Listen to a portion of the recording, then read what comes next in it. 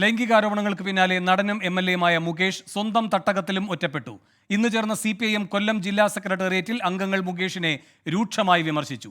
അന്വേഷണം നേരിടണം എന്ന് സംസ്ഥാന നേതാക്കളുടെ മൗനത്തോട് കേന്ദ്ര കമ്മിറ്റി അംഗം PK ശ്രീമതി വിയോജിച്ചു. പരാതി ഉന്നയിച്ചവരുടെ വ്യക്തിത്വം ചോദ്യം ചെയ്താണ് ആരോപണങ്ങൾക്ക് മുകേഷ് മറുപടി പറഞ്ഞത്.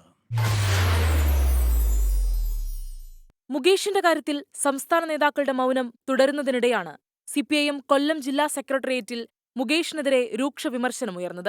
വിഷയം ചർച്ച ചെയ്ത CPIM കൊല്ലം ജില്ലാ സെക്രട്ടേറിയറ്റ് മുകേഷിനെ പൂർണ്ണമായും കൈയൊഴിഞ്ഞു. MLAക്കെതിരായ ആരോപണങ്ങൾ പാർട്ടിക്ക് നാണക്കേടുണ്ടാക്കിയെന്ന് അംഗങ്ങൾ കുറ്റപ്പെടുത്തി. അന്വേഷണം നടക്കട്ടെയെന്നും അഭിപ്രായമുയർന്നു. സംസ്ഥാന നേതാക്കളുടെ മൗനം തുടരുന്നതിൽ വിയോജിപ്പ് പരസ്യമാക്കുന്നതായിരുന്നു CPIM കേന്ദ്ര കമ്മിറ്റി അംഗം PK ശ്രീമതിയുടെ പ്രതികരണം. അന്വേഷണം നേരിടുമ്പോൾ MLA എന്ന സംരക്ഷണം മുകേഷിന് ഗുണകരമാകില്ലെന്ന ധ്വനിയുണ്ട് കേന്ദ്ര കമ്മിറ്റി അംഗത്തിന്റെ പ്രതികരണത്തിന്. കഴിഞ്ഞ 4 വർഷത്തിലേറെയായി നമ്മളെല്ലാം വളരെ പ്രതീക്ഷയോടുകൂടി കാത്തിരിക്കുന്ന ഒരു റിപ്പോർട്ടാണത്.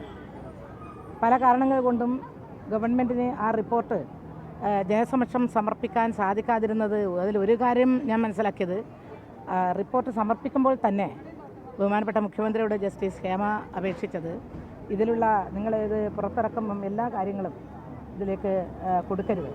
അന്വേഷണത്തെ സ്വാഗതം ചെയ്ത് പ്രസ്താവന ഇറക്കിയ മുകേഷ് പക്ഷേ പരാതി ഉന്നയിച്ചവരുടെ അന്തസ്സ് പ്രസ്താവനയിലുടനീളം ചോദ്യം ചെയ്തു. അവസരം ചോദിച്ചുവന്ന് കിട്ടാത്തവരുടെ ഭീഷണിയായാണ് പരാതിയെ മുകേഷ് വിശേഷിപ്പിച്ചത്. ചിലർ പണം ആവശ്യപ്പെട്ട് വാട്സാപ്പ് സന്ദേശം അയച്ചെന്നും അതിന് വഴങ്ങാത്തതാണ് പരാതിക്ക് കാരണമെന്നും മുകേഷ് അവകാശപ്പെടുന്നുണ്ട്. പുരോഗമന കലാസാഹിത്യ സംഘവും സിനിമാ മേഖലയിലെ സഹപ്രവർത്തകരും തള്ളിപ്പറഞ്ഞ മുകേഷിന് CPIM എത്രനാൾ സംരക്ഷണ വലയം തീർക്കുമെന്നതാണ് ചോദ്യം. News desk 24.